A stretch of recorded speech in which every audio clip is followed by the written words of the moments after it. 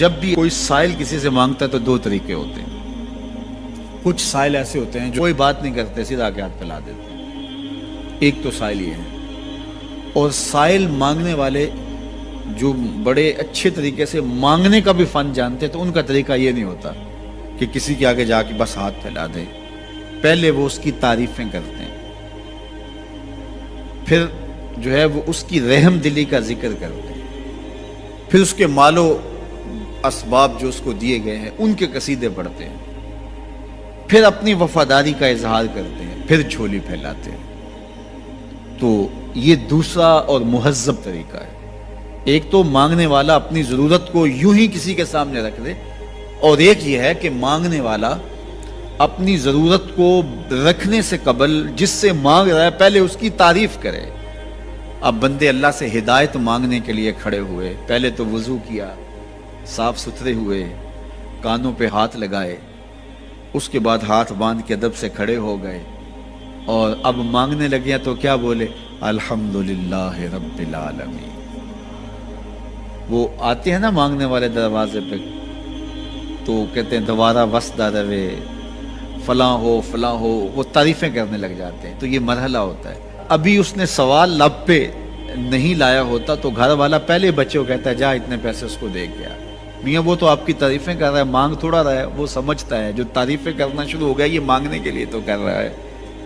اللہ اکبر. تو جب بندہ الحمدللہ کہتا ہے رحمتیں اسی وقت برسنا شروع ہو جاتی ہیں. الرحمن الرحیم. میں سخی کی دہلیز پہ کھڑا ہوں جو رحمان بھی ہے جو رحیم بھی ہے، محض اپنے کرم سے عطا کرتا ہے. رحم کی بھیک مانگ رہا ہوں. پھر کیا کہہ رہا ہے؟ مالک یوم الدین. کسی کنگال سے نہیں مانگ رہا، اس سے مانگ رہا ہوں جو مالک ہے، دنیا کا بھی مالک ہے، آخرت کا بھی مالک ہے. پھر اس کے بعد اگلی بات کیا کہتا ہے؟ ایاک نعبد و ایاک نستعین. مالک میں پوچھتا بھی تجھے ہوں اور مانگتا بھی تجھ سے ہوں. دیکھو سائل اس اعتبار سے بھی دو طرح کے ہوتے ہیں.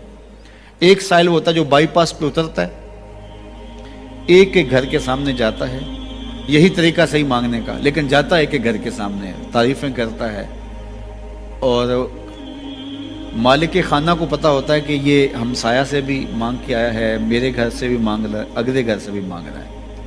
تو وہ اسے تھوڑا سا آٹا دے دیتا ہے، 1 روپیہ دے دیتا ہے. اس کو پتہ ہے اس نے پورا گاؤں مانگنا ہے، آدھا گاؤں مانگ آیا ہے، آدھا گاؤں اس نے ابھی مانگنا ہے. تو سارے 1-1 روپے دیتے ہیں.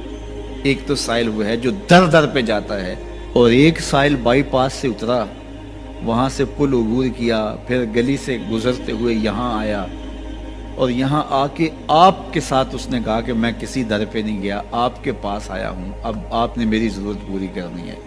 تو پھر 8 آنے 5 روپے تو نہیں دیے جائیں گے. پھر تو جو میری استطاعت ہوگی، جو آپ کی استطاعت ہوگی، اس استطاعت کے مطابق دیں گے کہ یہ سارا شہر چھوڑ کے آیا ہے، یہ کسی سے نہیں مانگتا، یہ مجھ سے ہی مانگتا ہے. تو پھر آپ اس کی ضرورت پوری کریں گے. اگر آپ کے بس میں ہوا تو مانگنے والا کیا کہہ رہا ہے؟ ایاک نعبد. یہ پیشانی کہیں اور نہیں جھکتی، و ایاک نستعین. یہ جھولی کسی اور چوکھٹ پہ پھیلتی نہیں.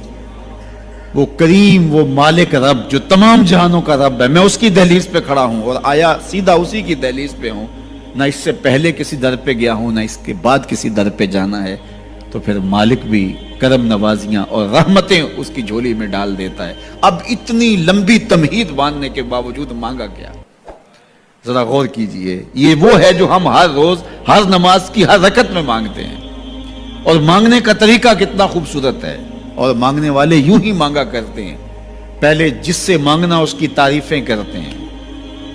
آپ نے مانگنے والوں کو دیکھا جو سلیقے سے مانگتے ہیں، تیرے بچے وسدے رہیں، تیری جد آباد رہے، تیرا خاندان آباد رہے. وہ مانگتے ہیں اس طرح، پہلے تعریفیں کرتے ہیں، پھر کہتے ہیں تیری فیکٹریاں چلتی رہیں، تیرے جو ہے تیری جائیداد بڑھتی رہے.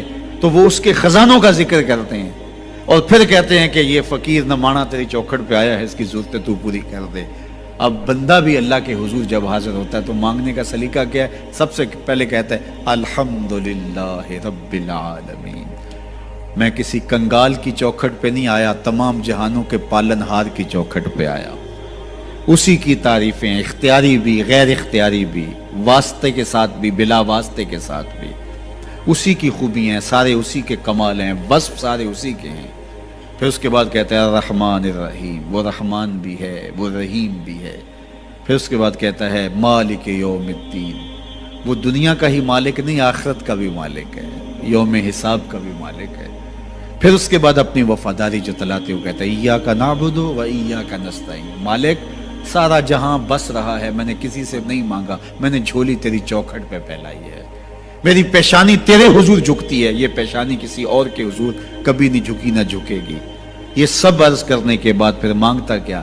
اہدنا الصراط المستقیم، مالک مجھے سیدھی راہ پہ چلا دے۔ مسجد نبوی کا صحن تھا اور ایک شخص کونے میں بیٹھ کے دعا مانگ رہا ہے، ذرا اس کے دعا کے لفظ سنیے۔ اللہم انی اسألک بانک انت اللہ، اے اللہ میں تجھ سے اس لیے مانگتا ہوں کہ تو میرا اللہ جو ہے۔ ذرا غور کیجئے، میرے والد گرامی فرماتے تھے کہ بیٹا باپ سے کہے کہ ابا جی میں آپ سے اس لیے مانگ رہا ہوں کہ آپ میرے ابو جو ہیں، تو باپ کو اپنا وجود بیچ کے بھی دینا پڑا تو اس کی ڈیمانڈ پوری کرے گا۔ جو اس نے لفظ ہی ایسا کہہ دیا کہ ابو میں آپ سے اس لیے مانگ رہا ہوں کہ آپ میرے ابو جو ہیں، تو میں نے آپ سے ہی مانگنا ہے۔ تو بندہ کیا کہہ رہا ہے؟ اللہم انی اسألک بانک انت اللہ، اللہ میں تجھ سے اس لیے مانگ رہا ہوں کہ تو میرا اللہ جو ہے۔ لا الہ الا انت، تیرے علاوہ کوئی ہے بھی تو نہیں۔ انت الاحد الصمد الذی لم یلد ولم یولد، تو ایک ہی ہے، واحد ہے، اور کوئی ہے ہی نہیں جس در پہ جاؤں، کوئی چوکھٹ نہیں ہے جہاں دامن پساروں، کوئی دہلیز ہی نہیں ہے جہاں جھولی پھیلاؤں، تو بے نیاز ہے، اور تجھے نہ کسی نے جنم دیا اور نہ تو نے کسی کو جنم دیا۔ مالک میں تیرے حضور دعا کر رہا ہوں۔ یہ وہ دعا کر رہا تھا کہ میرے حضور نے سن لی۔ تو ایک صحابی کو فرمایا کہ یہ جو دعا کر رہا ہے، اب جو مانگے گا اللہ عطا کرے گا، اس نے مانگا ہی اس ڈھب سے ہے، اس ڈھب سے ہے۔ ایک دعا اور سن لیجئے جو سیدنا علی المرتضیٰ رضی اللہ تعالی عنہ رب سے مانگتے ہیں۔ اللہ اکبر، مجھے تو آج سارا دن اس دعا نے نحال کیے رکھا۔ یہ دعا مانگتے ہیں تو عجیب کیفیت ہوتی ہے۔ یا سریع الرضا اغفر لمن لا یملک الا الدعاء، اے جلدی راضی ہو جانے والے، چھیتی مان جانے والے، اغفر لمن لا یملک الا الدعاء، اسے معاف کر دے جس کے پاس دعا کے علاوہ سہارا ہی کوئی نہیں، جس کے پاس دعا کے علاوہ کچھ ہے ہی نہیں جو پیش کر سکے۔ التجا ہی کر سکتا ہے، ترلا ہی کر سکتا ہے، منت ہی کر سکتا ہے۔ منتوں اور ترلوں کے علاوہ جس کے پاس کچھ نہیں ہے، اے جلدی مان جانے والے اس کی مغفرت کر دے، اس کو بخش دے۔ اللہ اکبر۔ تو وہ کریم ہے، وہ کہتا ہے میرے در پہ آؤ تو صحیح، کوئی جھولی پھیلاؤ تو صحیح، ہم تو مائل بکرم ہیں، کوئی سائل ہی نہیں، راہ دکھلائیں کسے راہ رب منزل ہی نہیں، کوئی آئے تو صحیح، جھولی پھیلائے تو صحیح، کوئی طلب تو کرے۔ دنیا والوں سے مانگیں تو ناراض ہوتے ہیں، اللہ سے نہ مانگیں تو ناراض ہوتا ہے۔ اللہ کہتا ہے مجھ سے نہ مانگو گے تو پھر کس در پہ جاؤ گے؟ قل ما یعبؤ بکم ربی لولا دعاؤکم، اگر تم نہیں مانگو گے تو پھر وہ بھی پرواہ نہیں کرے گا۔ تم مانگتے رہو گے، جھولی پھیلاتے رہو گے، وہ اپنی رحمتیں تمہارے دامن میں ڈالتا رہے گا۔ اس کے خزانوں میں کوئی کمی نہیں آتی، ہر بندے کو اس کی ڈیمانڈ کے مطابق، چاہت کے مطابق، طلب کے مطابق، آرزو اور تمنا کے مطابق دے دے، اس کے خزانوں میں پھر بھی کوئی کمی نہیں آتی۔ تو اسی سے مانگیں۔ اللہ سے راز و نیاز کی باتیں، جو باتیں بندہ کسی سے نہیں کر سکتا، وہ اپنے رب سے ڈائریکٹ کرتا ہے، اپنے دل کے سارے دکھڑے اپنے رب کی دہلیز پہ رکھتا ہے، اور اپنی ساری ضرورتیں مالک کی چوکھٹ پہ رکھ دیتا ہے، اور اس سے مانگتے ہوئے بندے کو شرم نہیں آتی، حیا نہیں آتا، بلکہ اس سے مانگتے ہوئے فخر محسوس ہو رہا ہوتا ہے کہ میں اپنے رب سے مانگ رہا ہوں۔ کسی اور سے مانگیں تو جھجک لگتی ہے، لیکن مالک سے مانگیں تو اپنائیت کا احساس ہوتا ہے کہ میں اس سے مانگ رہا ہوں، اس لیے کہ وہ ہمارا رب لگتا ہے، ہمارا اس سے ربط کتنا گہرا ہے۔ دعا خود عبادت ہے۔ جب تمہاری ضرورتوں کا کفیل وہ ہے تو پھر اس سے نہیں مانگیں گے تو کس سے مانگیں گے؟ اور جب اس سے بندہ مانگتا ہے تو پھر وہ مانگنے والے کی لاج بھی رکھتا ہے۔ ان ربکم حیی کریم یستحیی من عبدہ اذا رفع یدیہ ان یردہما صفرا، تمہارا رب حیا کرنے والا کریم ہے، جب بندے اس کے سامنے ہاتھ پھیلا کے دعا مانگتے ہیں اللہ فرماتا ہے مجھے شرم آتی ہے ان کے اٹھے ہوئے ہاتھ خالی کیسے موڑوں، جب انہوں نے مجھ سے مانگا ہے تو میں نے بھی نہ دیا تو کون دے گا؟ میں ایک سادی سی بات کرتا ہوں، اتنے لوگ جتنے لوگ یہاں بیٹھے ہیں اگر کسی دنیا دار کے ڈیرے پہ چلے جائیں اور اس سے کوئی چیز طلب کریں اور وہ دینے کی استطاعت رکھتا ہو تو وہ کیا خالی لٹائے گا؟ وہ کہے گا اتنے لوگ آگے ہو تو ڈیرہ داری کی شان کے خلاف ہے کہ میں ان کو خالی لٹاؤں۔ تو جب یہ دنیا دار خالی نہیں لٹاتا تو رب کیسے خالی لٹائے گا؟ جب بندے اس کی دہلیز پہ چل کے آ جائیں تو وہ بندوں کی ضرورتوں کا کفیل ہے اور ان کے ہر درد کو جانتا ہے اور ان کی ضرورتوں کو پورا کرتا ہے۔ علماء نے کہا دعا ہر صورت قبول ہوتی ہے، یا تو یہ ہے کہ فوراً قبول ہو جاتی ہے، جو مانگا فوراً مل گیا، اور کبھی ایسا ہوتا ہے کہ فوراً نہیں ملتا، حکمت ہوتی ہے اور فوری دینا مناسب نہیں ہوتا تو اس کو فوری نہیں دیا جاتا، لیکن دعا بعد میں کچھ عرصے کے بعد اس کی ڈیمانڈ پوری کر دی جاتی ہے۔ اور کبھی ایسا ہوتا ہے نہ فوری دیا جاتا ہے نہ بدیر دیا جاتا ہے، اس دعا کو ذخیرہ کر لیا جاتا ہے اور حشر کے دن اس کا بدلہ دیا جائے گا۔ اور روایت میں آتا ہے حشر کے دن جب ان دعاؤں کا بدلہ دیا جائے گا جن کا بدلہ دنیا میں نہیں ملا تھا تو لوگ آرزو کریں گے کاش کہ دنیا میں کوئی دعا قبول ہی نہ ہوئی ہوتی، سارے صلے آخرت میں ملتے۔ اللہ اکبر۔ کبھی ایسا ہوتا ہے جو مانگا جاتا ہے وہ نہیں دیا جاتا، اس کے بدلے میں کچھ اور چیز دے دی جاتی ہے جو اس کی ضرورت ہوتی ہے اور جو اس کے لیے مناسب ہوتی ہے۔ وہ کچھ اور مانگ رہا ہوتا ہے لیکن اللہ اپنی حکمت کے تحت اسے کچھ اور عطا کر دیتا ہے۔ بہر صورت دعا قبول ہوتی ہے اور بندوں کے اٹھے ہوئے ہاتھ اللہ پسند کرتا ہے۔ آج یہ بھی بحث چلتی ہے نہیں مانگنا چاہیے، فلاں وقت میں نہیں مانگنا چاہیے، تو وہ کہتا ہے مجھ سے مانگو جب بھی مانگو، میرا دست کرم تمہیں دینے پہ آمادہ ہے۔ اور اگر کوئی نہیں مانگتا تو فرمایا کل ما یابو بکم ربی لولا دعاؤکم، اے محبوب فرما دو اگر یہ نہیں مانگیں گے تو اللہ بھی پرواہ نہیں کرے گا۔ مانگنا تمہاری ضرورت ہے، اگر تم مانگتے رہو گے تمہاری جھولیاں بھرتا رہے گا، اور اگر تمہیں اسے نہیں پکارو گے تو وہ بھی تمہاری پرواہ نہیں کرے گا۔ تو اس کی حضور دعائیں مانگو، وہ تو کہتا ہے مجھ سے مانگو۔ اللہ اکبر۔ دنیا داروں سے مانگے تو ناراض ہوتے ہیں، اللہ سے نہ مانگے تو ناراض ہوتا ہے۔ وہ کہتا ہے سوالی بن کے میری چوکھٹ پہ، اور مجھے اچھا لگتا ہے کہ تم مجھ سے مانگو اور تم جھولیاں پھیلاؤ، اور نہ میں صرف تمہاری ضرورت کو پورا کروں گا بلکہ اپنی جناب سے تمہیں مزید رحمتوں سے بھی نوازوں گا۔ تمہارے اٹھے ہوئے ہاتھوں کی میں لاج رکھوں گا، تم طلب تو کر کے دیکھو۔ لازمی نہیں ہے کہ تمہیں مانگنے کا بڑا سلیقہ آتا ہو میں پھر دوں گا، شکستہ اور ٹوٹے پھوٹے لفظوں سے مانگو پھر بھی جھولی بھر دوں گا۔ وہ کریم ہے، اس سے مانگو تو صحیح، ہاتھ تو پھیلاؤ۔ جس زبان میں مانگنا آتا ہے مانگو، عربی میں مانگو، ہندی میں مانگو، سندھی میں مانگو، پنجابی میں مانگو، نظم میں مانگو، نثر میں مانگو، اقبال کے لہجے میں مانگو، رومی کی طرز پہ مانگو، سادی کے انداز میں مانگو۔ نہیں مانگنا آتا خالی ہاتھ پھیلا دو، وہ بند لبوں کی بولیاں بھی سنتا ہے۔ آؤ تو صحیح اس کی چوکھٹ پہ، جھولی تو پھیلاؤ۔ زلیخا بت کے آگے ہاتھ جوڑے کھڑی تھی، کیا کہتی تھی؟ یا صنمی یا صنمی، اے میرے بت مجھے بچھڑا ہوا یوسف ملا دے۔ اس کا اعتقاد تھا کہ یہ مجھے دیتا ہے، اور وہ ہاتھ جوڑے کھڑی تھی، لیکن وہ پتھر کا مادو بلا اس کی کیسے فریاد سنتا۔ لیکن وہ روزانہ کھڑی ہو جاتی تھی، دعائیں مانگتی تھی، یا صنمی اے میرے بت مجھے بچھڑا ہوا یوسف ملا دے۔ زندگی گزرتی گئی، لیل و نہار کروٹیں کھاتے گئے، عمر ڈھلنے لگی، چہرے پہ جھریاں ابھرنے لگی۔ وہ روزانہ سر شام ہاتھ جوڑتی اور بیٹھ جاتی، لیکن کوئی جواب نہ آتا۔ ایک دن رات کا پچھلا پہر تھا، یا صنمی کا وظیفہ چل رہا تھا، نیند کا جھٹکا آیا، زباں بل کھا کے کہا یا سمادی یا سمادی۔ آواز آئی جبریل جا یوسف کے گھوڑے کا رخ موڑ دے، بچھڑی ہوئی کو یوسف ملا دے۔ مالک اس نے تجھے تو نہیں پکارا، یہ تو بت کو پکار رہی ہے۔ وہ تو زباں بل کھا گئی اور یا صنمی کے بجائے یا سمادی کے لفظ آگے کہا جانتا ہوں۔ لیکن اتنا عرصہ ہوا بت کو پکارتے ہوئے، اس نے کوئی جواب نہیں دیا۔ آج اس کے لبوں پہ میرا نام تو آیا ہے، جیسے بھی آیا ہے۔ اگر میں نے بھی نہ دیا، میرے اور بت میں فرق کیا ہوا؟ جا بچھڑی کو یوسف ملا دے۔ کوئی مانگے تو صحیح، کوئی ہاتھ تو پھیلائے. ہم تو مائل بکرم ہیں, کوئی سائل ہی نہیں. ہم تو مائل بکرم ہیں, کوئی سائل ہی نہیں. راہ دکھلائیں کسے, راہ رب منزل ہی نہیں. جلوائے طور تو موجود ہے, کوئی موسیٰ ہی نہیں. کوئی ہاتھ تو پھیلائے, کوئی جھولی تو پھیلائے, کوئی مانگے تو صحیح.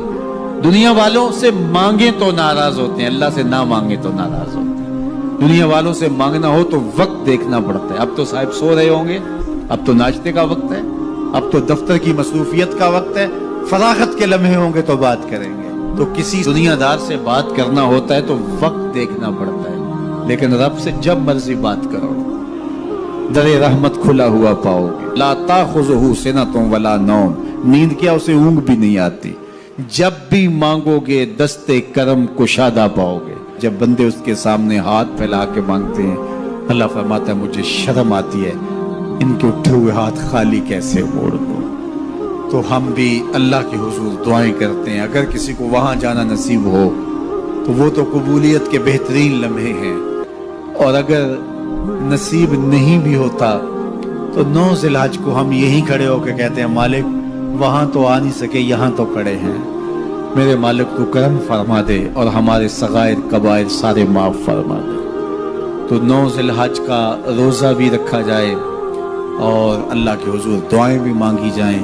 آپ جہاں بھی ہوں گے قبولیت ہوگی, اور اللہ قبولیت کو مزید 4 چاند لگانے کے لیے کسی دن اپنی چوکھٹ پہ بلا بھی لے گا.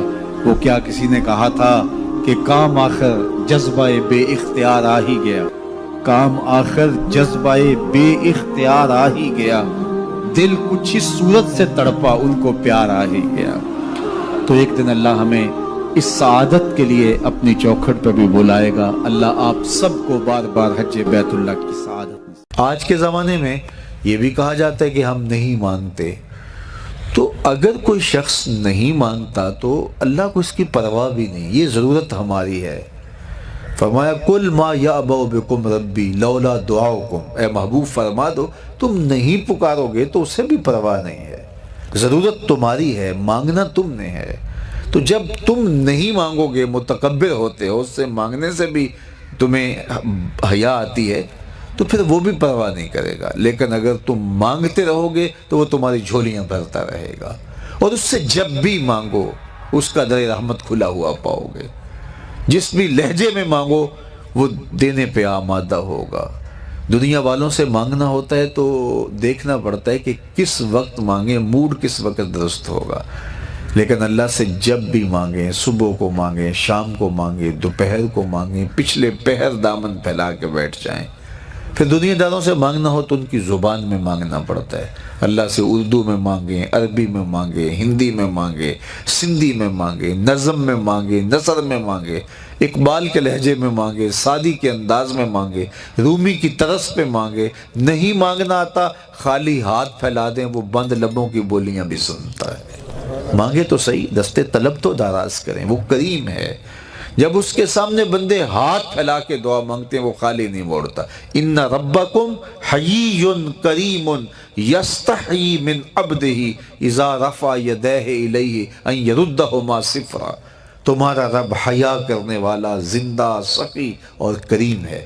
کہا بندے جب اس کے سامنے ہاتھ پھیلا کے دعا مانگتے ہیں تو مجھے شرم آتی ہے, میں خالی ہاتھ کیسے موڑ دوں.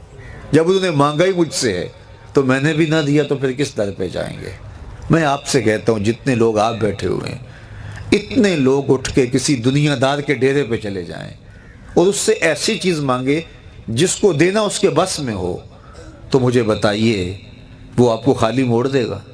وہ کہے گا ڈیرہ داری کی شان کے خلاف ہے کہ اتنے لوگ میرے دروازے پہ آ گئے ہیں اور میں ان کو خالی موڑ دوں. جب کسی دنیا دار کے در پہ اتنے لوگ جمع ہو کے چلے جائیں تو وہ بھی حیا کرتا ہے کہ اتنے لوگوں کو کیسے خالی موڑوں, میں ایک ڈیرہ دار شخص ہوں, کیا کہیں گے. اسے حیا آتی ہے اتنے لوگوں کو خالی موڑتے ہوئے. تو رب کی دہلیز پہ ہاتھ پھیلا کے جب مانگیں گے تو رب خالی موڑ دے گا. کہا وہ اسے حیا یستحیی من عبدہ اذا رفع یدیہ الیہ ان یردہما صفرا. جب تم ہاتھ پھیلا کے اس سے مانگتے ہو, اللہ فرماتا ہے مجھے شرم آتی ہے, مجھے حیا آتی ہے کہ تمہارے اٹھے ہوئے ہاتھوں کو خالی موڑ دوں. اس لیے کہ اگر میں بھی نہ دیا تو کس در پہ جاؤ گے, کس چوکھٹ پہ جاؤ گے. تو اس سے تو مانگو. اپنے لیے بھی مانگو، اپنوں کے لیے بھی مانگو، بیگانوں کے لیے بھی مانگو، شام سپیرے دوپہر مانگو، مانگ لیا ہے پھر مانگو۔ دنیا داروں سے ایک دفعہ مانگ لیا جائے تو پھر دوسری مرتبہ مانگتے ہوئے ہم وقفہ ڈالتے ہیں، یار یہ ادھار بھی مانگا ہو تو کہتے ہیں یار اب کچھ سال کے بعد کہیں گے، وہ کہیں گے روز ہی یہ مانگ لیتا ہے، اس کی ضرورتیں پوری نہیں ہوتی۔ لیکن اللہ سے مانگا، ابھی کھڑے تھے اہدنا الصراط المستقیم، اللہ سیدھی راہوں پہ گامزن رکھنا، یہ مانگ رہے تھے ہاتھ باندھ کے۔ پھر تشہد میں بیٹھے تو پھر مانگنے بیٹھ کے ربنا اغفر لی ولوالدی وللمؤمنین یوم یقوم الحساب، مجھے بھی بخش دے، میرے ماں باپ کی بھی مغفرت کر دے، قیامت تک آنے والے اہل ایمان کی مغفرت کر دے۔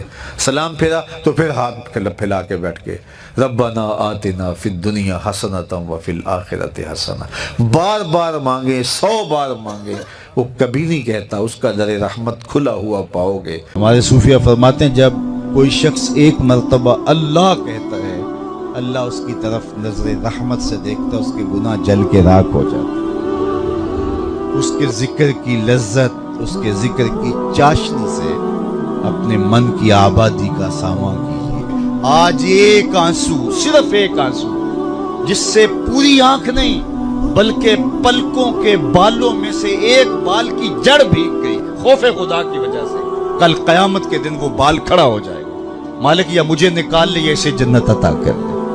اللہ اکبر، گناہگار کی آنکھ سے بہا ہوا آنسو کا ایک قطرہ جہنم کی آگ کو سرد کر دیتا ہے۔ آج توبہ کا دروازہ کھلا ہے، رحمت کا در کشادہ ہے، اس کی رحمتیں آواز دے رہی ہیں، یا ایھا الانسان ما غرک بربک الکریم، اے انسان پلٹ کے آ جاتے ہیں، رب بڑا ہی کریم ہے۔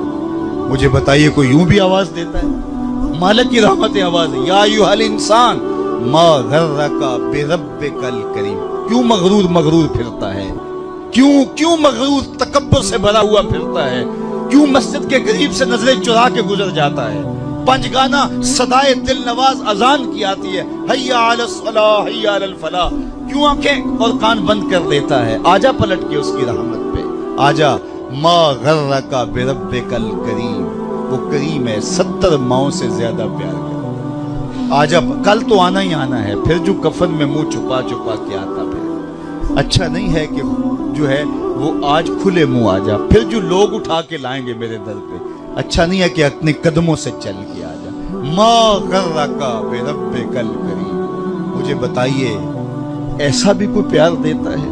یہ کس کو آواز دی جا رہی؟ جو بھاگا ہوا، جو مالک کی دہلیز چھوڑ کے جا رہا ہے، سرکش، متمرد، باغی، اس کو آواز دی جا رہی ہے، آجا پلٹ کے، میری رحمتیں تجھے باہوں میں سمیٹ لیں گی، آجا میرے بندے۔ اللہ اکبر، ساری دنیا کا شہد نچوڑ دو، اتنی مٹھاس نہ ہو جتنی لفظوں کے اندر رکھی گئی۔ اور ذرا لفظوں کا جمال دیکھیے، ما غرک بربک الکریم، او بھاگنے والے آجا، تو نے کسی غیر کے پاس نہیں آنا، جس کے پاس آنا ہے وہ تیرا رب لگتا ہے۔ اللہ اکبر، پھر کہا الکریم، رب بھی کریم، پھر آگے فرمایا الذی خلقک کا، وہ رب جس نے تجھے پیدا کیا۔ دیکھ تیرا اس کا رشتہ کتنا گوڑا ہے، وہ تیرا خالق لگتا ہے۔ ماں بندے بچے سے کتنا پیار کرتی ہے، اللہ اکبر، اس کے پیار کو کسی ترازو پہ تولا جا سکتا ہے؟ کہتے ہیں سمندر کی پاتال تک تو شاید کوئی پہنچ گیا ہو، لیکن ماں کے پیار کا کنارہ آج تک کسی کو نہیں ملا۔ ماں جب بولتی ہے تو اس کے لہجے میں جبریل بولتا ہے، ماں جب مسکراتی ہے تو لگتا ہے جنت کی ساری کلیاں کے لٹی۔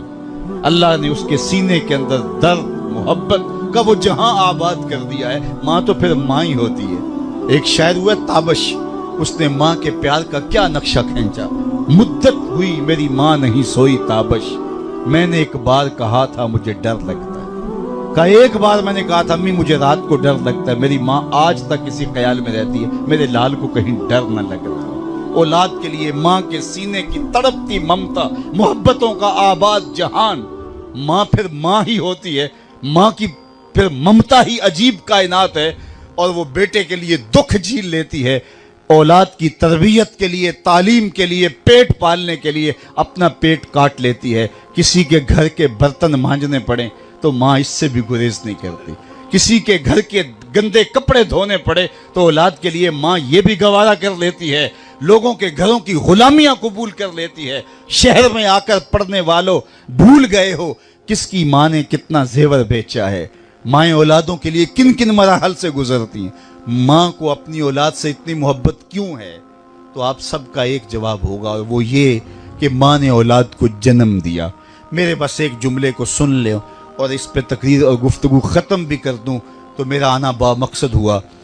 ماں اتنا پیار اولاد سے اس لیے کرتی ہے کہ ماں نے اولاد کو جنم دیا ہے. یار جس نے جنم دیا ہے وہ اتنا پیار کرتی ہے. سبيل الدموع سبيل مريح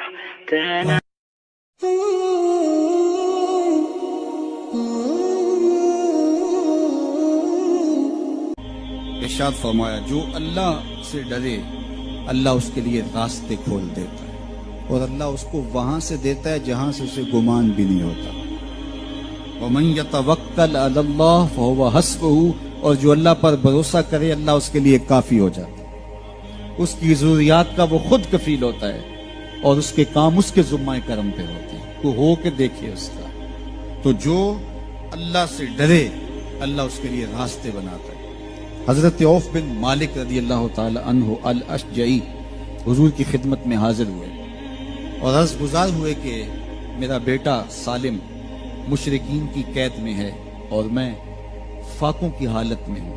تو فرمایا آل محمد کے پاس ایک سیر جو ہیں بس، اس کے علاوہ ہمارے پاس بھی کھانے کے لیے دنیاوی اسباب نہیں ہیں. کہا صبر کرو اور اللہ سے ڈرو اور لا حول ولا قوت الا باللہ کثرت کے ساتھ پڑھو. یہ ایسا وظیفہ ہے، ایک حدیث پاک میں آتا ہے کہ یہ 99 بیماریوں کا علاج ہے. اس میں سب سے کم درجے کی بیماری ہم اور غم ہے. یہ دکھوں کا مداوع ہے، مشکلات کا علاج ہے اور یہ وظیفہ میرے حضور نے بتایا. حضرت ابو ذر غفاری رضی اللہ تعالیٰ عنہ کو حضور نے 5 چیزیں بتائی تھی. ان میں سے 5ویں چیز یہ تھی کہ ابو ذر کثرت کے ساتھ لا حول ولا قوت الا باللہ پڑھا کرو. فرمایا عرش الہی کے نیچے ایک خاص خزانہ ہے، یہ وظیفہ وہاں سے آیا ہے. یہ زندگی میں معمول بنا لو. جب پھنس جاؤ، مشکلات میں آ جاؤ تو لا حول ولا قوت الا باللہ پڑھو، اللہ راستے کھولے گا. تو حضور نے 3 چیزیں فرمائی: اللہ سے ڈرو، صبر کرو اور کثرت کے ساتھ لا حول ولا قوت الا باللہ پڑھو. وہ فرماتے ہیں کہ میں یہ عمل شروع کیا، ابھی گھر میں بیٹھا ہی تھا کہ دروازے پہ دستک ہوئی تو میں اٹھا کہ دروازہ کھولوں دیکھوں کہ کون ہے. تو دروازہ کھولا، دیکھا میرا بیٹا کھڑا ہے اور اس کے پیچھے 100 اونٹ کھڑے ہیں. تو میں نے کہا کہ تم اور یہ اونٹ؟ کہا مجھے موقع لگ گیا، میں ان کی قید سے بھاگ آیا اور آتے آتے ان کے 100 اونٹ بھی ہانک لایا ہوں. وَيَرْزُقْهُ مِنْ حَيْثُ لَا يَحْتَسِبُ وہ تمہیں وہاں سے رزق دے گا جہاں سے تمہیں گمان بھی نہیں. اس کے ہو کے تو دیکھو. اللہ اکبر. اللہ کے ہو جاؤ تو پھر وہ تمہاری ضرورتوں کا کفیل ہو جائے. فرمایا حضرت عبداللہ ابن مسعود رضی اللہ تعالیٰ عنہ نے کہ کسی شخص کو فقر و فاقہ آ جائے تو وہ لوگوں کو بتائے کہ میں آج کل بڑے مشکل حالات میں ہوں، ہر وقت لوگوں کو بتاتا رہے تو اس کی مشکل بڑھے گی، اس کی مشکلیں آسان نہیں ہوں گی اس طرح. اور اگر وہ اپنی اس مشکل کو کسی سے شیئر نہ کرے بلکہ مصلی بچھا کے اپنے رب سے کہے کہ مالک فقر و فاقہ آ گیا ہے اور اس کا علاج تیرے پاس ہے، اس مرض کا مداوع تیرے پاس ہے. حضرت عبداللہ ابن مسعود فرماتے ہیں کہ رسول کریم نے فرمایا جلد یا بدیر اللہ اس کو مالا مال فرما دے. یہ بھی کبھی کر کے دیکھو. مشکل آ جائے، فاقہ آ جائے، مصیبت آ جائے، کسی سے نہ کہو، صرف اپنے رب سے کہو. پھر دیکھنا اس کی کرم نوازیوں کا می کیسے برستا. فرمایا اللہ پر بھروسہ کرنے کا جو حق ہے اگر وہ تم ادا کر دو وہ تمہیں ایسے رزق عطا کرے جیسے پرندوں کو عطا کرتے. ہم تو دکان پہ جانا ہوتا ہے، فیکٹری میں جانا ہوتا ہے، ہم اپنے کاروبار پہ جانا ہوتا ہے، نوکری پہ جانا ہوتا ہے، مزدوری پہ جانا ہوتا ہے. ہمیں پتہ ہے کہاں آج صبح جانا ہے، لیکن پرندوں کو کوئی پتہ نہیں ہوتا کہاں جانا ہے. راس المال بھی نہیں ہوتا لیکن صبح نکلتے ہیں، شام کو کبھی بھی خالی پیٹ نہیں آئے. بن توکل پنچھی اڑ دے खर्च ना पल्ले जेरा हो। घर से खाली पेट निकलते हैं, जब वापस आते हैं तो पेट भरे हुए होते हैं, और फिर जो उनकी जरूरत होती है अल्लाह वो सारी जरूरतें पूरी करता है, जो जो जरूरत उनकी होती है। ये शेर कितना गोश्त खाता है, अल्लाह रोज उसे देता है। ये हंस रोजाना सुच्चे मोती खाते हैं, और आप मार्केट में लेने जाएं, लाखों रुपए लगा के तोले माशे के हिसाब से आप खरीदते हैं, फिर भी आपको यकीन नहीं होता कि ये सुच्चे हैं या 2 नंबर है। और हंस दुनिया पे करोड़ों जानवर पाए जाते हैं, रोज खाते हैं, सुबह भी, शाम भी, दोपहर भी, पेट भर के खाते हैं, अल्लाह रोज उन्हें अता करे। कहा उस पे भरोसा तो करके देखो, वो तुम्हारी जरूरतों का कफील होगा। उस पे भरोसा करोगे वो तुम्हें वहां से देगा जहां तुझे गुमान भी नहीं।